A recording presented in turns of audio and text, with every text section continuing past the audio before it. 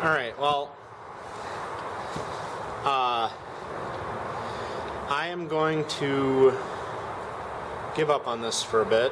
It ran for half an hour. I was going to try and have it run the generator box, but it's not running quite fast enough to make the voltage on the generator box.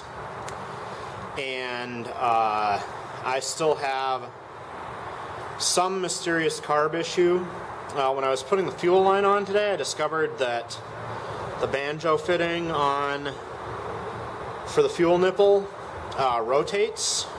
So I got to see if there are some O-rings in there that might be leaking air into the fuel line.